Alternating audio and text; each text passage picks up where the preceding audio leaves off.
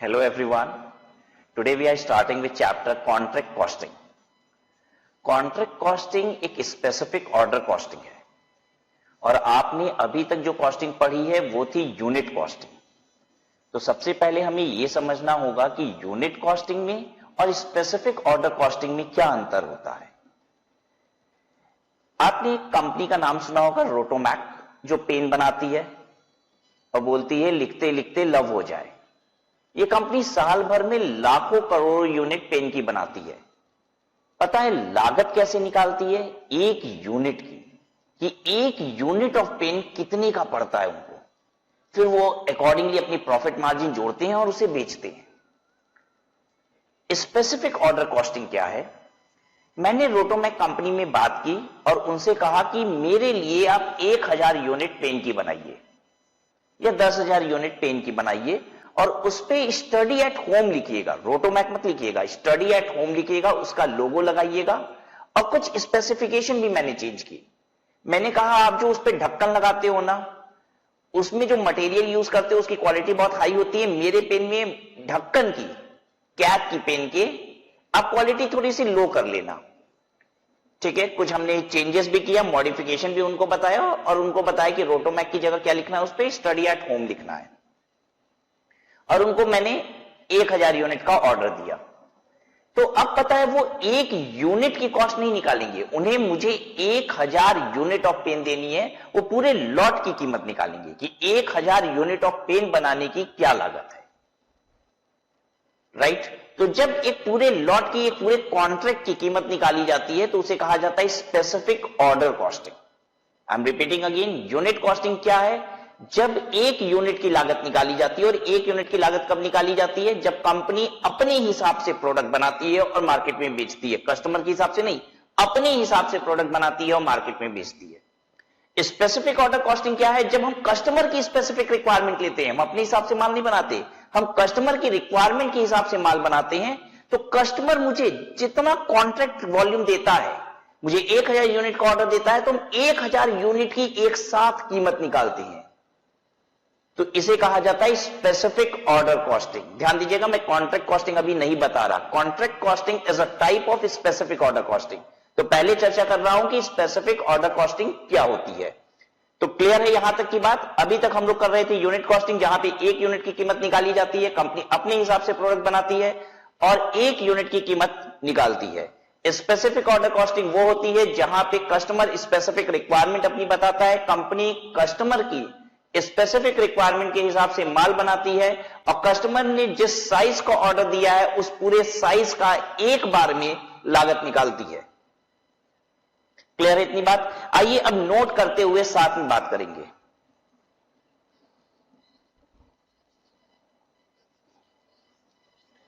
The name of the chapter is contract costing. And what is this contract costing? I have told you contract costing is an specific order costing. आप भी मेरे साथ साथ note करेंगे contract costing क्या है कि specific order costing है। ओके, और आपने अभी तक जो पढ़ाई की थी वो क्या थी? Unit costing. Specific order costing अपने आप में दो प्रकार की होती है। Contract costing is a type of specific order costing. अब हम बात कर लेते हैं स्पेसिफिक ऑर्डर कॉस्टिंग वैसे तो दो प्रकार की होती है, जिसमें से एक कॉन्ट्रैक्ट कॉस्टिंग है। स्पेसिफिक ऑर्डर कॉस्टिंग दो प्रकार की होती है।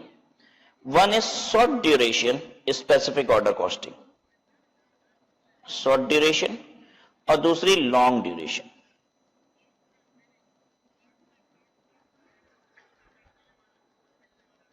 Short duration specific order costing किसे कहते हैं? जहां पे जो मुझे ऑर्डर मिलता है, जो कॉन्ट्रैक्ट मुझे मिलता है, जो जॉब मुझे मिलता है, वो एक साल के अंदर अंदर कंप्लीट हो जाता है। कस्टमर ने मुझे स्पेसिफिक ऑर्डर दिया, अपनी रिक्वायरमेंट बताई और उस रिक्वायरमेंट को पूरा करने में अगर एक साल तक लगेगा तो हम उसे short duration specific order costing कहते हैं। मतलब it takes up to 1 year to complete task. Long duration क्या है? It takes more than 1 year to complete task.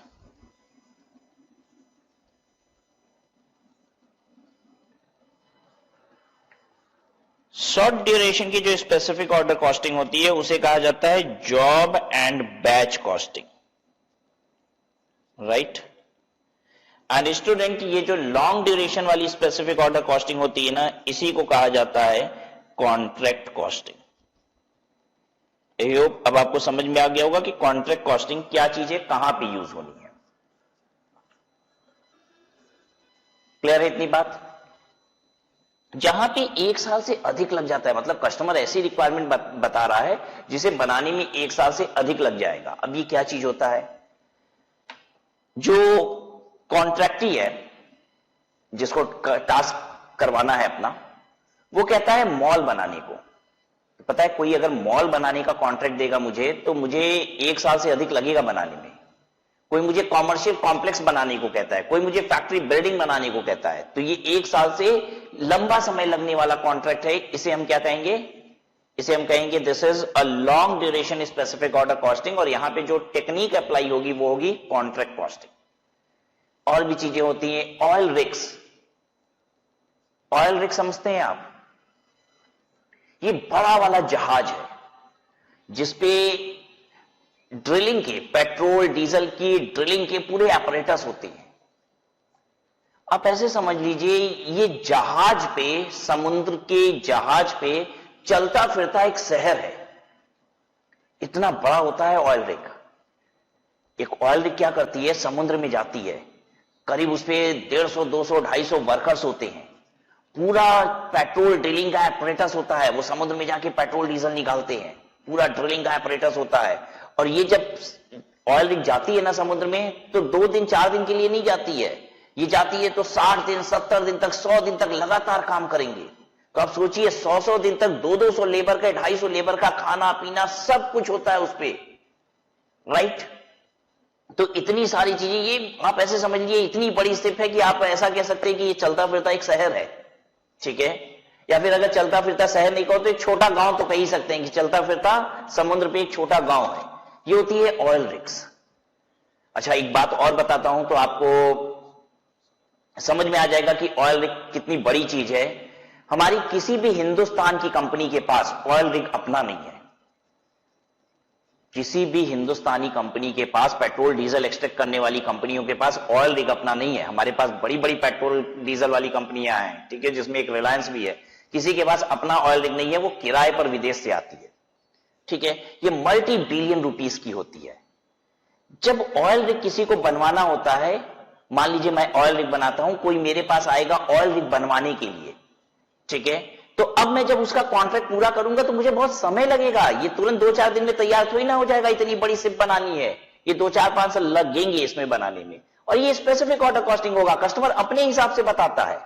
कोई ऑयल रिग वाला ऐसा नहीं होता कि 4-5 ऑयल रिग बना के रखा हुआ है, कोई कस्टमर आएगा तो पूछेगा कौन सी वाली चाहिए, नीली वाली दे दे कि पीली वाली दे दे ऑयल रिग। अरे ये मल्टी बिलियन रुपीस की है, ठीक है। कोई बना बना के नहीं रखा होगा इसे। ये कस्टमर आएगा, अपनी रिक्वायरमेंट बताएगा, उसके हिसाब से बनेगा।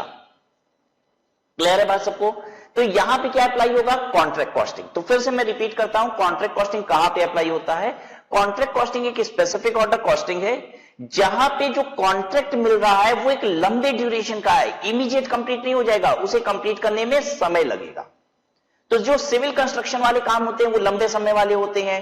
कुछ मशीनरीज वगैरह भी लंबा समय लेती हैं, जैसे मैंने आपको बताया ऑयल रिग, ठीक है। एयरक्राफ्ट वगैरह बनाने में भी लंबा समय लगता है, ठीक है। तो ये सब कहां पे आएंगे? कॉन्ट्रैक्ट कॉस्टिंग में आएंगे। क्लियर है बात सबको? लेकिन हमारे कोर्स में स्पेशली जो कॉन्ट्रैक्ट कॉस्टिंग में बात कही गई है, पता है वो किसकी है? कंस्ट्रक्शन कॉन्ट्रैक्ट की। तो हम यहां पे ये लिख भी दें कि हमारी जो पढ़ाई है वो स्पेशली किस पे फोकस्ड है? कंस्ट्रक्शन कॉन्ट्रैक्ट पे, specially construction contract. Thus I am talking in terms of the coverage, course coverage that we have to do. Construction contract.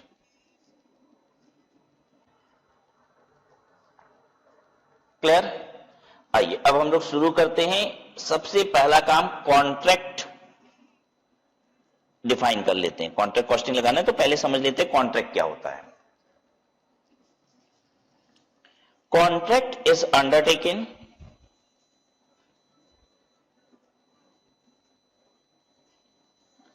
generally in response to customer specific requirement।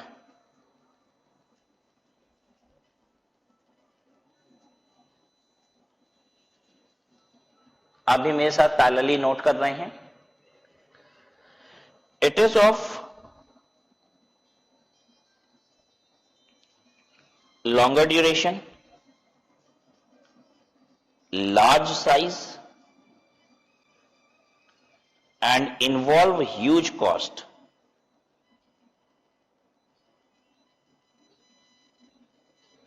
क्या होता है contract is undertaking generally in response to customer specific requirement. Customer की specific requirement के हिसाब से काम किया जाता है। ये लंबे ड्यूरेशन का होता है, ठीक बात है, 12 महीने से अधिक समय लगता है जनरली इसमें। लार्ज साइज का होता है, बड़ा कॉन्ट्रैक्ट होता है ये, एंड इन्वॉल्व ह्यूज कॉस्ट, तो इसमें खूब पैसा भी लगता है। For example construction of building,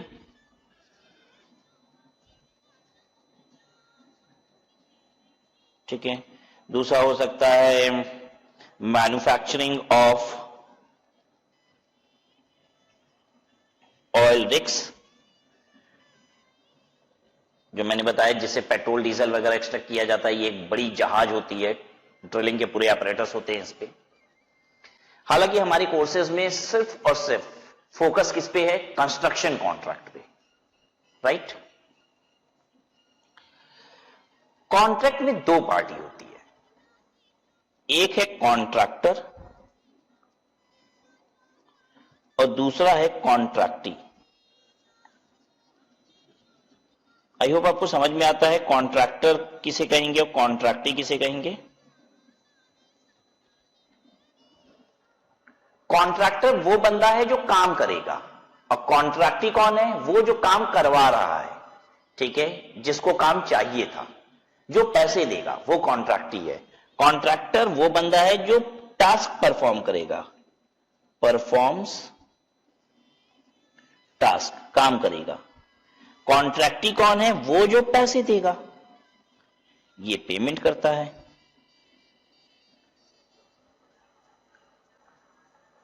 ठीक है, यहां तक की बात क्लियर है। कॉन्ट्रैक्टर वो है जो काम कर रहा है, कॉन्ट्रैक्टी वो है जो पैसे दे रहा है, जो काम करवा रहा है। जिसको बिल्डिंग बनवानी है वो कौन है? कॉन्ट्रैक्टी। जो बिल्डिंग बनाएगा कॉन्ट्रैक्टी के लिए वो कौन है? Contractor.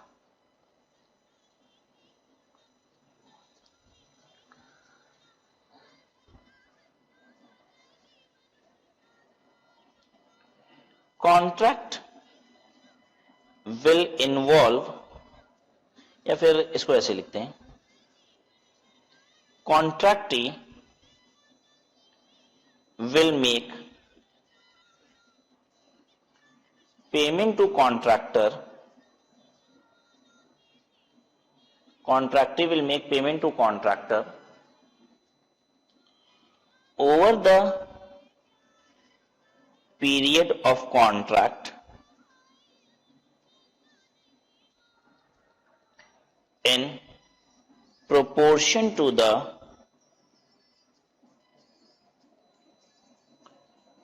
value of work certified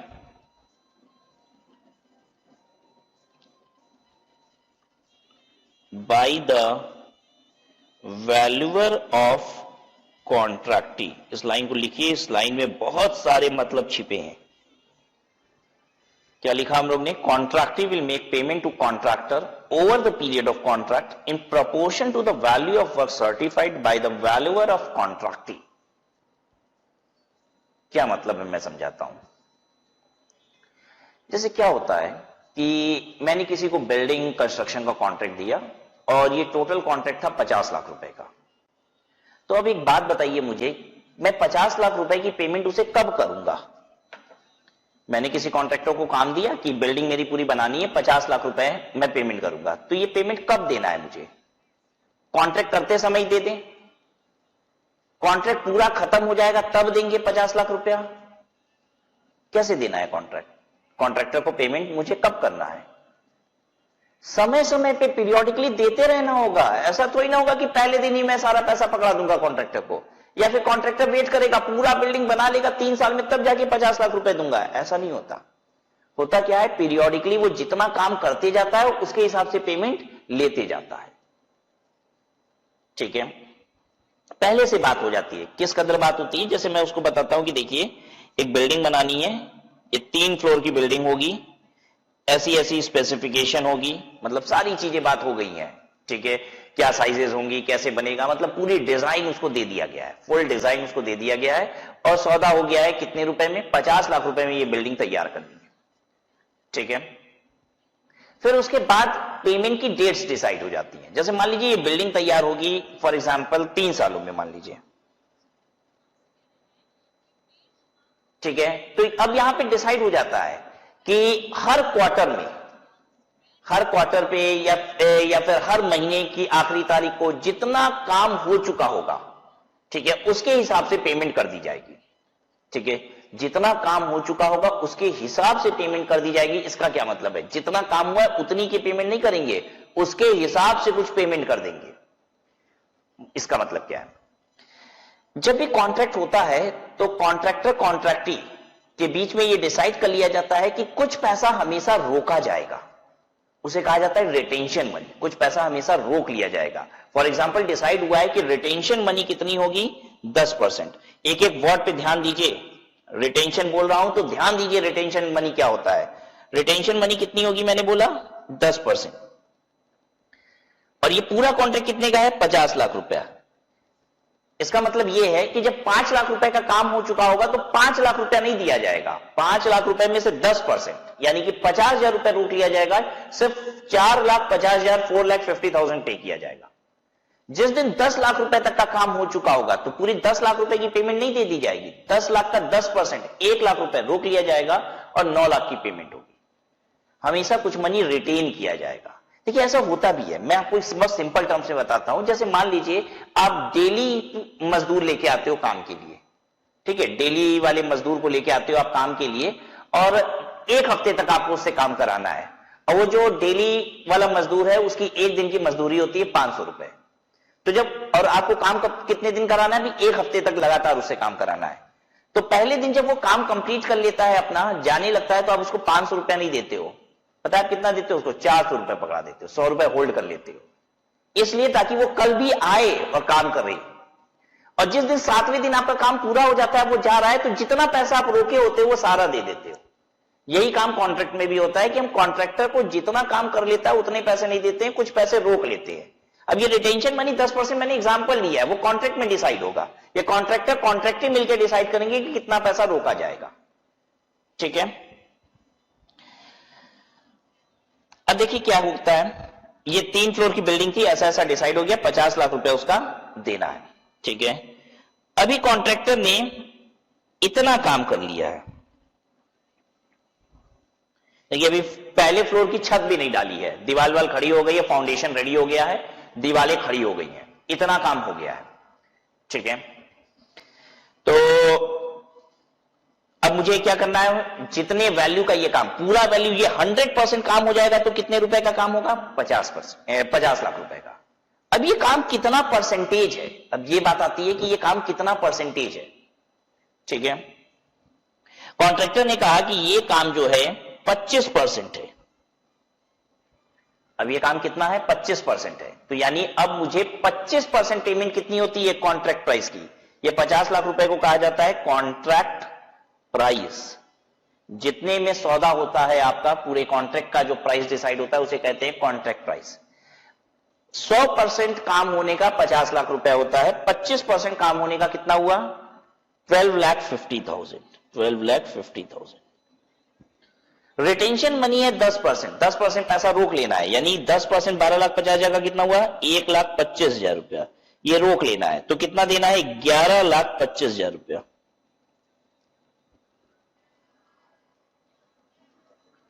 ₹11,25,000 रुपए मुझे दे देना है। आ गई बात समझ में इसको? लेकिन अब ध्यान से सुनिए, काम तो सचमुच 25% हुआ है, ठीक है, लेकिन पता है मैंने कॉन्ट्रैक्टर से कहा कि भाई साहब जरा बताइए कितना काम हो गया है, मैं पेमेंट उस हिसाब से रिलीज कर दूं। तो देखिए कॉन्ट्रैक्टर क्या कह रहा है। कॉन्ट्रैक्टर कह रहा है कि ऐसा है कि ये आपका समझ लीजिए 70% काम हो चुका है। मैंने 70% काम हो चुका है भाई साहब, अभी तो आपने 2 दीवार खड़ी की, नीचे जमीन खड़ी की, अभी तो पूरी बिल्डिंग बनना बाकी, आप कह रहे 70% काम हो गया है। कह रहा हाँ, कह रहा फाउंडेशन में ही समय लगता है, जब पहला फाउंडेशन रेडी हो गया ना तो उसके बाद तो धकाधक बिल्डिंग खड़ी होगी।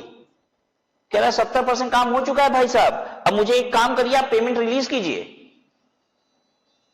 यानी 70% काम का हो गया, 50 लाख में से 35 लाख रुपया, और 35 लाख रुपए में से 10% 3,50,000 रुपए घटा दो, यानी उसको 31,50,000 रुपया चाहिए। एक बात बताइए, कॉन्ट्रैक्टर हमेशा ज्यादा काम बोलेगा कि नहीं अपना? हमेशा बोलेगा। उसके बस में रहे तो वो तो बोलेगा कि 90% काम हो गया भाई साहब, पैसा पूरा निकालिए जल्दी से, काम 90% हो चुका है, बाकी कौन सा काम बचा है आपका? अब तो खटाखट बस स्लैब गिरानी है, दीवार खड़ी करनी है, हो जाएगा 2 मिनट में वो सब। तो 90% आपका काम हो गया, अकॉर्डिंगली पैसा निकाल दीजिए। तो ये परेशानी आएगी। वैल्यूएशन इसलिए कॉन्ट्रैक्टर नहीं बताएगा कितने रुपए का काम हो चुका है। अब ध्यान से देखिए मैंने क्या लिखा है यहां पे, वैल्यूएशन कौन करेगा इसकी। हमने लिखा है contractor will make payment to contractor, contractor contractor को पैसा देगा over the period of contract. मतलब 3 साल का पीरियड है कॉन्ट्रैक्ट का, तो 3 साल तक हम पैसा देते रहेंगे। कैसे? In proportion to. In proportion का मतलब क्या है? कुछ हिस्सा देंगे, कुछ रोकेंगे। प्रपोर्शन का मतलब बस ये है कि हम कुछ रिटेन करेंगे। प्रपोर्शन का मतलब ये है कि हम पूरा नहीं देंगे, कुछ रिटेन करेंगे। ठीक है इतनी बात। To the value of work certified, written किसमें करेंगे? To the value of work certified. कितने रुपए का काम हो चुका है उसे कहा जाता है वैल्यू ऑफ वर्क सर्टिफाइड। ठीक है। By the valuer of contractee. पता है कौन वैल्यू करेगा? Valuer of contractee. अब जैसे होता क्या है, बात समझिए। कॉन्ट्रैक्टर कहता है कि देखिए 70% का काम हो चुका है, तो हम कहते हैं भाई साहब मुझे तो नहीं लग रहा 70% का काम हो चुका है। ठीक है, मैं कहता हूं मुझे तो लगता है 25% का काम हो गया है। तो कॉन्ट्रैक्टर पता है क्या कहेगा? कहेगा कि आपने सिविल इंजीनियरिंग पढ़ रखी है क्या? आपको पता है क्या बिल्डिंग कैसे बनती है? मैं चुप हो जाऊंगा। आप कहेगा कि आपको सीए के बच्चों को पढ़ाने आता है, सीएस के बच्चों को पढ़ाने आता है, आप सीएमए के बच्चों को पढ़ाते हैं, कॉमर्स स्टूडेंट को पढ़ाते हैं, आप अपना काम कीजिए। ठीक है, आपके बस का नहीं है कि बिल्डिंग कितनी बन चुकी है आप बताएंगे, ये आपका एरिया नहीं है। मैं भी चुप हो जाऊंगा, भाई साहब मुझे क्या पता कि बिल्डिंग कितनी बन चुकी है, हो सकता है सचमुच 70% बन चुकी हो, बाकी बहुत जल्दी जल्दी हो जाता हो। तो अब यहां पे क्या किया जाता है? कॉन्ट्रैक्टी यानी मैं एक वैल्यूअर रखूंगा। पता है वो भी कौन होगा? Civil engineer. एक सिविल इंजीनियर को मैंने काम करने को दिया है और दूसरा सिविल इंजीनियर रखा है जो वैल्यूएशन करेगा। अब देखिए कॉन्ट्रैक्टर कहेगा 70% काम हो चुका है भाई साहब पेमेंट रिलीज कीजिए, तो मैं अपने दूसरे वाले सिविल इंजीनियर को जिसको वैल्यूअर की तरह मैंने अपॉइंट किया है, ये कौन अपॉइंट किया है? मैंने खुद। मैं उसको बोलूंगा कि जाओ साइट पे और जाओ जरा वहां पे देखो कितने रुपए का काम हो चुका है, कॉन्ट्रैक्टर से बात करो कितने रुपए का काम हो गया है। तो वो सिविल इंजीनियर जाएगा वहां पे और मुझे फोन करेगा वहीं से, कहेगा राज सर, हाँ बताओ क्या हुआ? कहेगा काम तो सिर्फ 25% का ही हुआ है ये। तो मैं कहता हूं कि एक काम करो, कॉन्ट्रैक्टर से बात करो, वो तो कह रहा है 70% काम हो चुका है और मुझसे पैसे निकलवाने के चक्कर में है। और तो अब वो क्या करेगा? कॉन्ट्रैक्टर से मेरे बात करेगा, कॉन्ट्रैक्टर को कहेगा काम तो 25% हो रखा है, कहेगा नहीं 70% हो रखा है। तो कहेगा जहां से तुमने ना सिविल इंजीनियरिंग की है ना जिस कॉलेज से, वहां पे मैं प्रिंसिपल रह चुका हूं, मुझे ज्यादा मत समझाओ। अब बेसिकली अब दोनों एक ही स्ट्रीम के हैं ना, तो अब वो उसको समझा लेगा कि देखो यहां ज्यादा पंगे नहीं चलेंगे तुम्हारे, 25% काम हुआ है। तो कहता है हाँ भाई साहब काम तो 25% हुआ है। क्यों? क्योंकि वो भी उसी प्रोफेशन का है। अब यहां पे डिसीजन हो जाएगा कि हाँ काम 25% का हुआ है और अकॉर्डिंगली मैं पेमेंट रिलीज करता हूं। तो इतनी बात सबको समझ में आई कि नहीं कि क्या होता है कॉन्ट्रैक्ट? बड़ा सिंपल सा फंडा है भाई, कॉन्ट्रैक्ट क्या चीज है, बड़ी आम, मतलब आप ऐसे समझ लीजिए हर लोगों की जिंदगी में ये सब कुछ होता रहता है। ठीक है, बड़ी साधारण सी बात है, लेकिन हमें सिंस उसकी अकाउंटिंग करनी है, लिखा पढ़ी करनी है, तो इसलिए हम उसको विधिवत समझ रहे हैं बस। अदरवाइज तो दुनिया में बहुत सारे लोग हैं जो इस तरीके की कॉस्टिंग बिना पढ़े लिखे भी कर रहे हैं। अरे उनको भी मालूम है कि कितना पैसा देना चाहिए, क्या करना चाहिए। ठीक है, तो सिंपल सा फंडा समझते हैं क्या होती है कॉन्ट्रैक्ट कॉस्टिंग। इसमें कॉन्ट्रैक्टर एक काम लेता है, कॉन्ट्रैक्टर कहता है देख इस काम को करने का मैं तुझे कितने दूंगा, 50 लाख रुपए दूंगा, 3 साल के पीरियड में ये काम करना है और 50 लाख रुपए टुकड़े टुकड़े में तुझे धीरे धीरे मिलते जाएंगे, तू जितना काम करेगा उसके हिसाब से हमेशा 10% पैसा रुका रहेगा। और कितना काम हो चुका है ये कौन बताएगा, मेरा वैल्यूअर बताएगा। ठीक है, और निश्चित है मेरा वैल्यूअर बताएगा तो वो जस्टिफाई करना पड़ेगा, क्योंकि वो भी सिविल इंजीनियर ये भी सिविल इंजीनियर, तो ऐसा नहीं है कि मेरा वैल्यूअर कुछ भी बता देगा। ठीक है, जस्टिफाइड बात होगी, क्योंकि दोनों लोग ही क्या है, सेम स्ट्रीम के हैं, दोनों पढ़े लिखे हैं और दोनों विद्वत समझते हैं इस काम को। ठीक है, तो मेरा वैल्यूअर बताएगा, उस हिसाब से दोनों में एडजस्टमेंट होगी, डिसीजन होगा कि इतना परसेंटेज काम हो चुका है और अकॉर्डिंगली मैं उस काम का पैसा दूंगा। क्लियर है यहां तक की बात?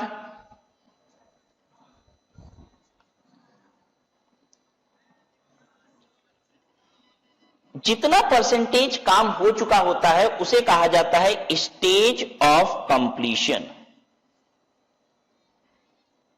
क्या बोला जाता है बच्चों, ध्यान से एक एक बात सुनिए। रिटेंशन मनी, जितना पैसा रोक लिया जाता है। स्टेज ऑफ कंप्लीशन, जितना परसेंटेज काम हो चुका है, किसने बताया, किसने बताया इतना काम हो चुका है, कौन है वो, वैल्यूअर ऑफ कॉन्ट्रैक्टी।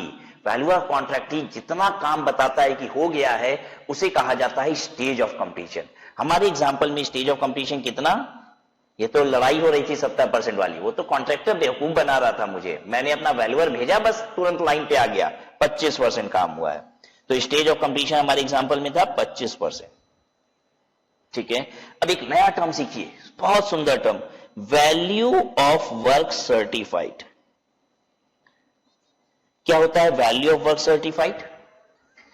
टोटल कॉन्ट्रैक्ट कितने का था बच्चों, 50 लाख रुपए।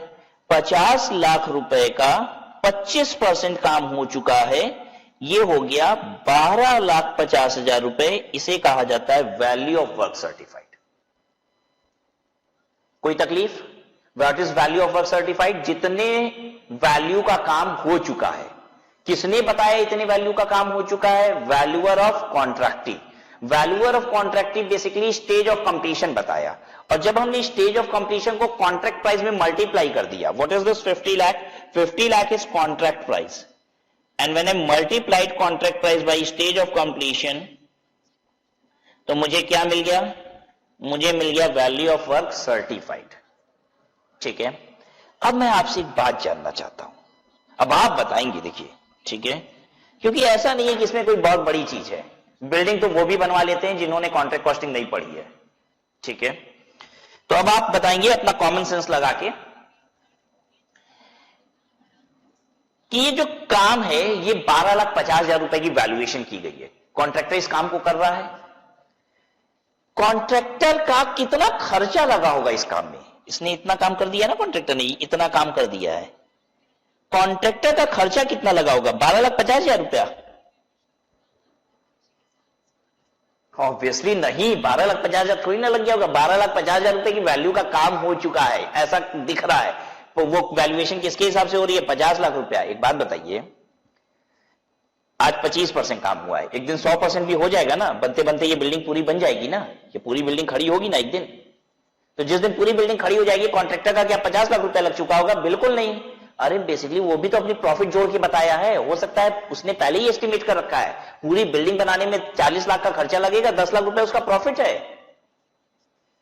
ठीक है, तो जब तक 12,50,000 रुपए का काम हुआ है तो खर्चा थोड़ी ना 12,50,000 रुपए का लगा होगा, खर्चा उसका थोड़ा कम लगा होगा उससे।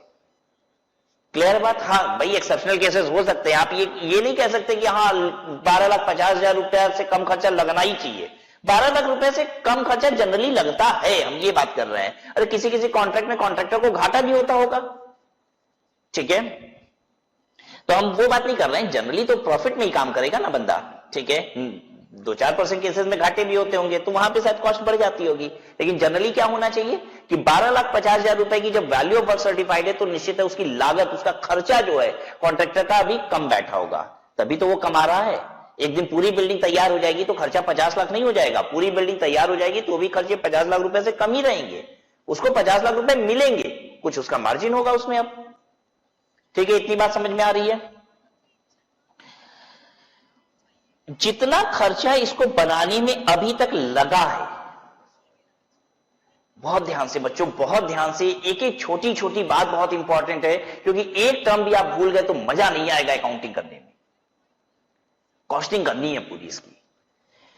जितना इस 12,50,000 रुपए को काम करने में खर्च हो चुके हैं कॉन्ट्रैक्टर के, उसे कहा जाता है कॉस्ट ऑफ वर्क सर्टिफाइड।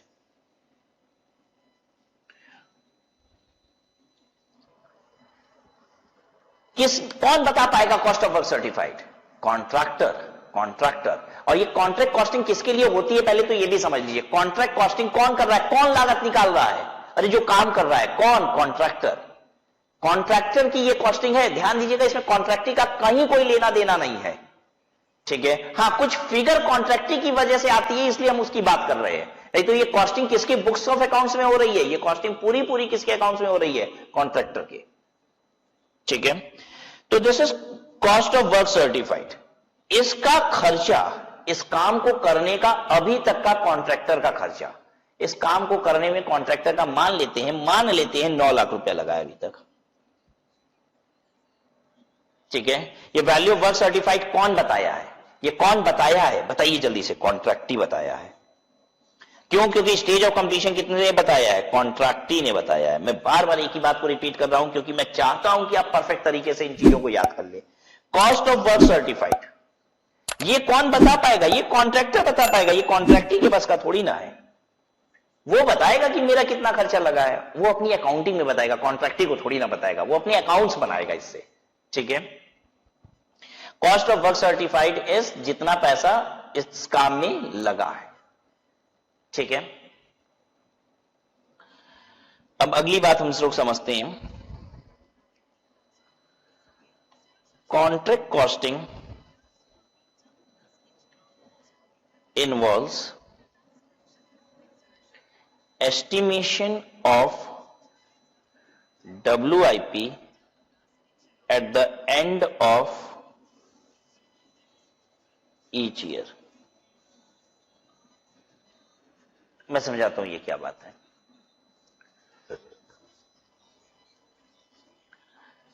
देखिए, प्रॉफिट कैसे निकालते हैं कॉन्ट्रैक्टर? प्रॉफिट कैसे निकालता है? बड़ा सिंपल सा फंडा है। कॉन्ट्रैक्टर कहता है यहां पे जितने रुपए का काम हो चुका है बाय WIP, WIP का मतलब होता है जितने का काम हो चुका है, ठीक है। और इधर वो अपने सारे खर्चे लिख देता है। भैया काम हो गया है 12.5 लाख रुपए का, खर्चे लगे हैं 9 लाख रुपए, तो कितना प्रॉफिट? 3.5 लाख रुपए का प्रॉफिट है,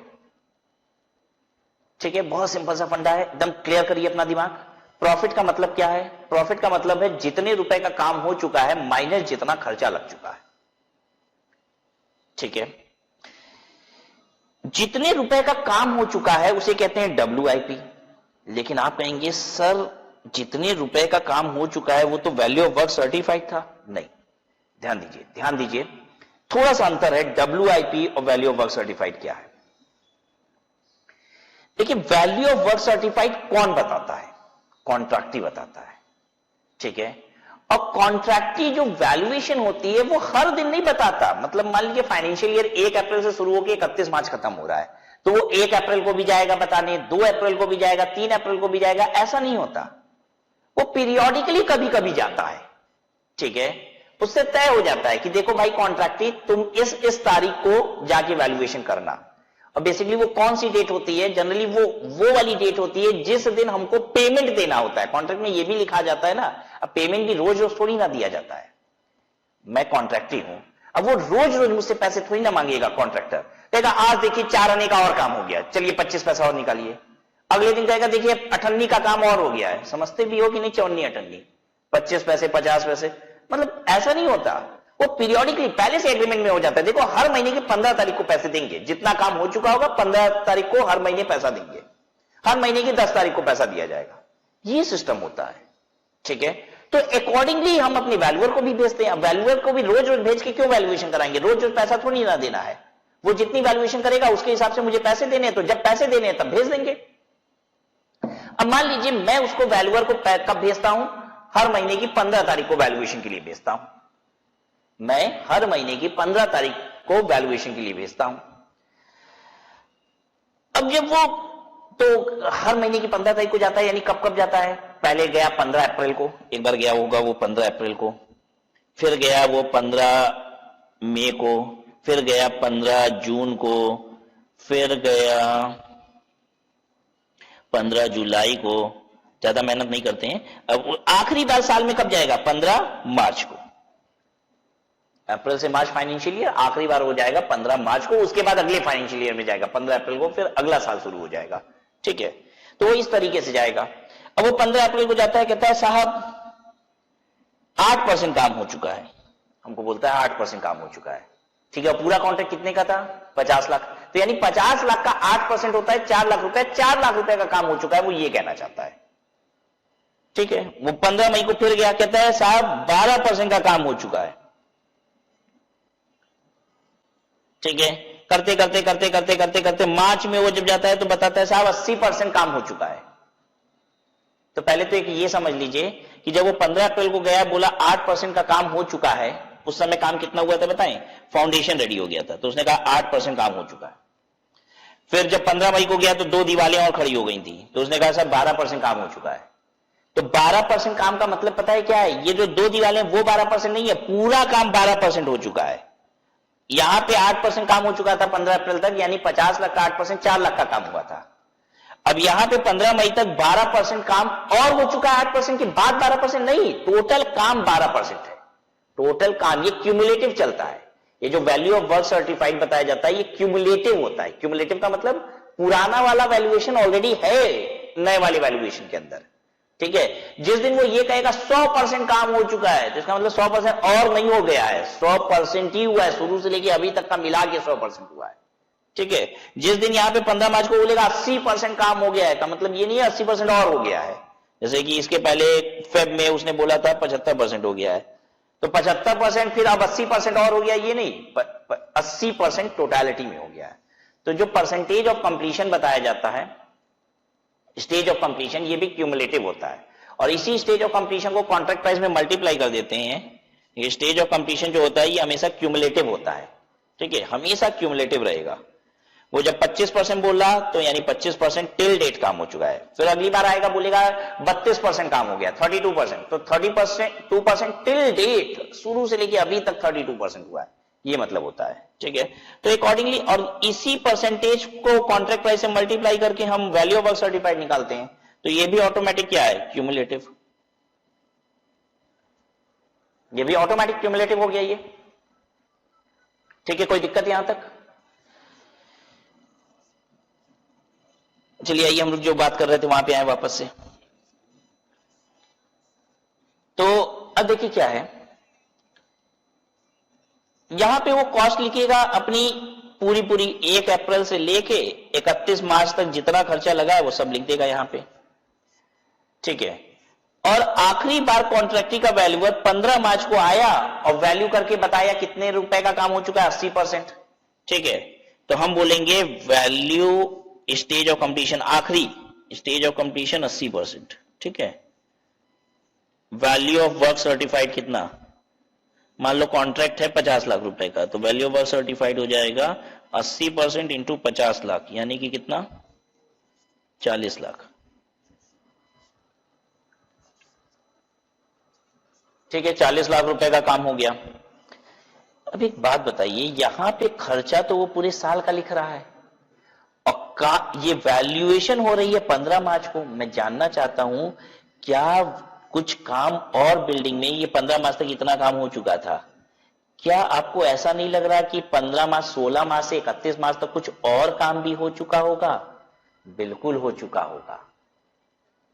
ठीक है, तो 15 मार्च से 31 मार्च तक जितना काम हो चुका है उसकी कॉस्ट, उसकी वैल्यू नहीं, वैल्यू तो अब कॉन्ट्रैक्टी आएगा ही नहीं, कॉन्ट्रैक्टी तो अगले 15 अप्रैल को आएगा। ठीक है, तो 16 मार्च से लेके 31 मार्च तक जितना खर्चा कॉन्ट्रैक्टी लगाता है उसको बोला जाता है कॉस्ट ऑफ वर्क अनसर्टिफाइड।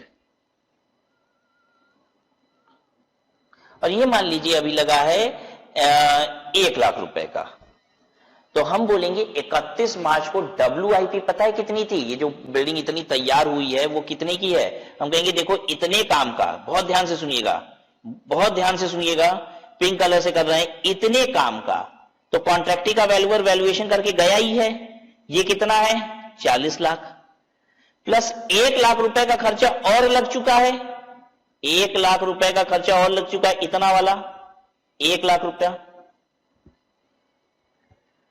तो हम कहेंगे कि 31 मार्च को जो WIP है वो पता है कितनी है? 41 लाख की। दिस इज 41 लाख रुपीस, ये हम बताएंगे 41 लाख।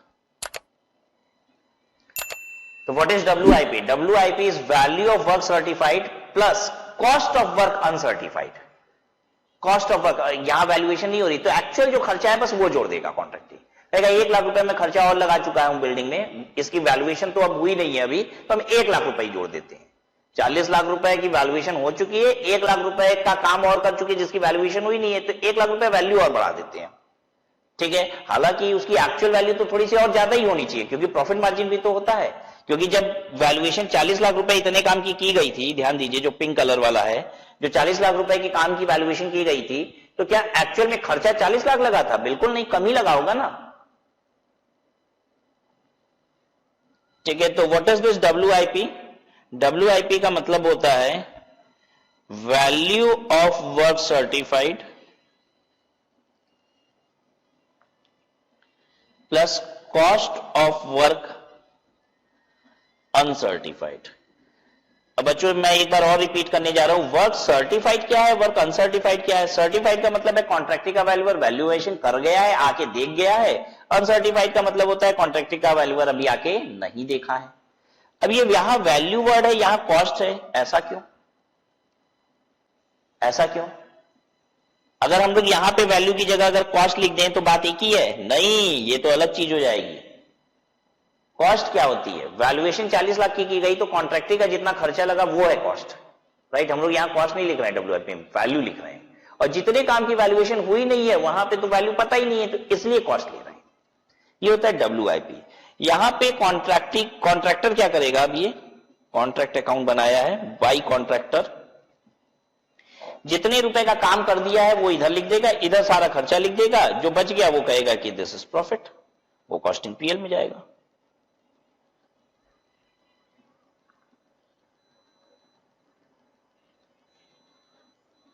राइट? अच्छा, अगली चीज, क्या ये प्रॉफिट एक्चुअल प्रॉफिट है? नहीं भाई साहब, एक्चुअल प्रॉफिट थोड़ी ना है। अब ये तो हम लोग निकाल दे रहे हैं किसी भी तरीके से, इवैल्यूएशन वगैरह करके खर्चा निकाल के। अब एक्चुअल तो प्रॉफिट तब पता चलेगा जब पूरा कॉन्ट्रैक्ट पूरा हो गया। जब कॉन्ट्रैक्ट पूरा हो जाएगा तब पता चलेगा कि हाँ भाई साहब पूरा कॉन्ट्रैक्ट था 50 लाख रुपए का, एकदम एक्चुअल में खर्चा कितना बैठा 42 लाख रुपए, तो 8 लाख रुपए की नेट प्रॉफिट हुई है।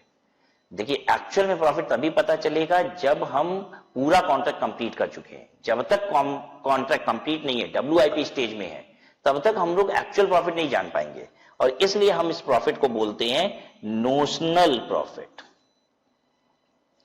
क्यों नोशनल बोलते हैं? क्योंकि ये एक्चुअल नहीं है। एक्चुअल तो तब पता चलेगा जब कॉन्ट्रैक्ट पूरा हो जाएगा, तब तक तो हम अंदाज पे हर साल का प्रॉफिट निकाल रहे हैं, और इसलिए हम इसे बोलते हैं नोशनल प्रॉफिट। कैसे निकाला जाता है नोशनल प्रॉफिट? हम WIP में से कॉस्ट टिल डेट घटा देते हैं, अब तक का जो खर्चा है वो हम घटा देते हैं, तो हमें मिल जाता है नोशनल प्रॉफिट।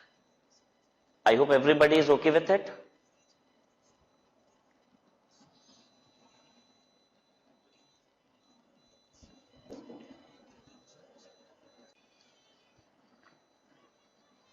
चलिए, अब इस बात को समझिए कि एक कॉन्ट्रैक्टर है, तो क्या वो एक बार में एक ही कॉन्ट्रैक्ट ले रहा होगा? मतलब मेरा राज अग्रवाल का एक कॉन्ट्रैक्ट उसको मिल गया बिल्डिंग बनाने का, तो वो कुछ नहीं करेगा, बस राज अग्रवाल की बिल्डिंग बनाएगा? नहीं, हो सकता है उस कॉन्ट्रैक्टर के पैरेलली 20-20 कॉन्ट्रैक्ट, 25-25 कॉन्ट्रैक्ट चल रहे हैं। ठीक है, अब ये जो कॉन्ट्रैक्ट होता है, कॉन्ट्रैक्ट कॉस्टिंग कैसे की जाती है? एक एक कॉन्ट्रैक्ट का वो अलग अलग खाता बनाता है। मतलब ऐसा नहीं है कि 50 कॉन्ट्रैक्ट चल रहे हैं तो सारे कॉन्ट्रैक्ट का खर्चा एक साथ लिख दिया, सारे कॉन्ट्रैक्ट की WIP एक जगह लिख दिया। नहीं, हर कॉन्ट्रैक्ट की अलग अलग प्रॉफिट निकाली जाती है। वो राज अग्रवाल की कॉन्ट्रैक्ट का अलग निकालेगा, मुकेश का उसने कॉन्ट्रैक्ट लिया बिल्डिंग बनाने का, उसका अलग कॉन्ट्रैक्ट अकाउंट बनाएगा। हर कॉन्ट्रैक्ट का अपना अपना कॉन्ट्रैक्ट अकाउंट होगा। ठीक है, मतलब क्या है, जैसे मान लीजिए उसका कॉन्ट्रैक्ट, एक कॉन्ट्रैक्ट है जिसको हम नाम दे देते हैं कॉन्ट्रैक्ट 1, दूसरा कॉन्ट्रैक्ट है उसको नाम दे देते हैं मान लीजिए कॉन्ट्रैक्ट 2, तीसरा कॉन्ट्रैक्ट है उसको हम नाम दे देते हैं कॉन्ट्रैक्ट 3। तो अब वो क्या करेगा, सबके अलग अलग कॉन्ट्रैक्ट अकाउंट बनेंगे, किसी कॉन्ट्रैक्ट में उसे फायदा किसी में घाटा, ऐसा भी हो सकता है। हर कॉन्ट्रैक्ट के अलग अलग खाते बनेंगे, इसी को कहा जाता है कॉन्ट्रैक्ट कॉस्टिंग। ठीक है, अब खर्चे कैसे डलेंगे अब ये भी समझिए। अब ये रही कंपनी, ये रही कंपनी, कौन सी कंपनी, वही कंस्ट्रक्शन कंपनी जो कॉन्ट्रैक्ट ले रही है ये सारी। अब खर्चा वो कैसे डालती है, अब जैसे यहां पे इसने 100 बोरी सीमेंट भेजी, 100 बैग सीमेंट, यहां पे उसने भेजा था 130 बोरा सीमेंट, यहां पे उसने भेजा था 250 बोरा सीमेंट। तो सीमेंट का खर्चा किस कॉन्ट्रैक्ट में कितना चार्ज होगा, अरे जितना जितना गया है उसका उसका चार्ज होगा बस। यहां पे 100 बैग का ही चार्ज होगा खर्चा, यहां पे 130 बैग का चार्ज होगा, यहां 250 बैग का चार्ज होगा। ठीक है, यहां पे लेबर भेजे गए हैं 9, यहां पे लेबर भेजे गए हैं 20, यहां पे लेबर भेजे गए हैं 30। तो जिसको जो मजदूरी दी गई है जिस साइट पे काम करने के लिए, उस मजदूरी को वहीं पे जोड़ देंगे। यहां पे हम 30 लेबर का खर्चा जोड़ेंगे, यहां 20 लेबर का खर्चा, यहां पे कितने गए थे, 9 गए थे ना, तो 9 लेबर का खर्चा यहां जोड़ देंगे। लेकिन कुछ खर्चे ऐसे हैं जो इसकी और इसकी वजह से अलग अलग नहीं लगते। जो खर्चे अलग अलग लगते हैं वो तो हम चार्ज कर दिए उस कॉन्ट्रैक्ट में। ठीक है, लेकिन कुछ ऐसे भी हैं, आप कंस्ट्रक्शन कंपनी का एक इंजीनियर है, ये घूम घूम कर देखता रहता है लेबर सही से काम कर रहे हैं कि नहीं, वो यहां भी आता है, यहां भी आता है, यहां भी आता है। तो इसकी जो तनख्वाह है, सैलरी है, वो कहां जाएगी, वो इन तीनों में डिवाइड करनी होगी। इसको हम कहते हैं इनडायरेक्ट खर्चा। ये डायरेक्ट खर्चा नहीं है, जो साइट की वजह से लगेगा। जो इस साइट का खर्चा है वो इस साइट का डायरेक्ट खर्चा, जो इसी साइट की वजह से लग रहा है वो इस साइट का डायरेक्ट खर्चा, जो इसी साइट की वजह से लग रहा है वो इस साइट का डायरेक्ट खर्चा, जो इस कॉन्ट्रैक्ट की वजह से लग रहा है वो इस कॉन्ट्रैक्ट का डायरेक्ट खर्चा। लेकिन ऐसा कोई खर्चा जो हर कॉन्ट्रैक्ट की वजह से लग रहा है, वो किसी एक इंडिविजुअल कॉन्ट्रैक्ट की वजह से नहीं लग रहा है, वो हर एक कॉन्ट्रैक्ट की वजह से लग रहा है, तो ऐसा खर्चा कहलाएगा इनडायरेक्ट खर्चा, और उसे एपोर्शन करना पड़ेगा, उसे बांटना पड़ेगा। कोई एक रीजनेबल बेसिस लेके उसको इन तीनों कॉन्ट्रैक्ट में बांट दिया जाएगा। ठीक है, अब जैसे इंजीनियर की सैलरी मान लीजिए है 50,000 रुपया महीना, तो 50,000 इंटू 12 साल का कितना दिलाता है इंजीनियर को, 6 लाख रुपया। अब एक रीजनेबल बेसिस होना चाहिए तीनों पे बांटने का, तो एक अंदाज ये लगाया गया कि लगभग 40% टाइम वो कॉन्ट्रैक्ट 3 में देता है, 35% टाइम वो देता है कॉन्ट्रैक्ट 2 में, टाइम की बात कर रहे हैं, 75 हो गया, 25% टाइम देता है कॉन्ट्रैक्ट 1 में। तो हम करेंगे क्या, 6 लाख रुपए की सैलरी को 25%, 35%, 40% के रेशियो में बांट देंगे, 25:35:40 के रेशियो में बांट के सैलरी इसकी तीनों जगह चार्ज कर देंगे। कंपनी के लेवल पे और भी बहुत सारे खर्चे लग रहे होंगे, वो सारे खर्चे कॉन्ट्रैक्ट पे डाले जाएंगे। ध्यान दीजिएगा, एक रीजनेबल बेसिस लेके, और जो कॉन्ट्रैक्ट की वजह से है वो कॉन्ट्रैक्ट पे डल ही रहे हैं। तो क्लियर है कॉन्ट्रैक्ट कॉस्टिंग कैसे की जाएगी। कॉन्ट्रैक्ट कॉस्टिंग में एक तरफ मैंने बताया कि इधर की तरफ बाई WIP होगा, और WIP बड़ा सिंपल सा फंडा है। कैसे बनेगा, value of work certified plus cost of work uncertified. अब ध्यान दीजिए, किसी जगह पे कॉस्ट ऑफ वर्क अनसर्टिफाइड हो सकता है ना आए, कब नहीं आएगा, 31 मार्च को ये कॉन्ट्रैक्ट अकाउंट बनाया जा रहा है, और मान लीजिए कॉन्ट्रैक्टी का जो वैल्यूअर है वो हर महीने की आखिरी तारीख को ही जाके वैल्यू करता है, तो 31 तारीख की वैल्यूएशन होगी कि नहीं, बिल्कुल होगी, 31 तारीख की वैल्यूएशन होगी वैल्यू ऑफ वर्क सर्टिफाइड। तो फिर कोई कॉस्ट ऑफ वर्क अनसर्टिफाइड रहेगा ही नहीं, अनसर्टिफाइड कुछ रहा ही कहां, क्योंकि आखिरी दिन वैल्यूएशन हुई है तो पूरे काम की वैल्यूएशन हो चुकी है। अगर कॉन्ट्रैक्टी का वैल्यूअर 31 मार्च से पहले कभी गया है और 31 मार्च को नहीं गया है, बस सीधा सा फंडा है, कॉस्ट ऑफ वर्क अनसर्टिफाइड कब आएगा, जब कॉन्ट्रैक्टी का वैल्यूअर 31 मार्च को नहीं जाएगा।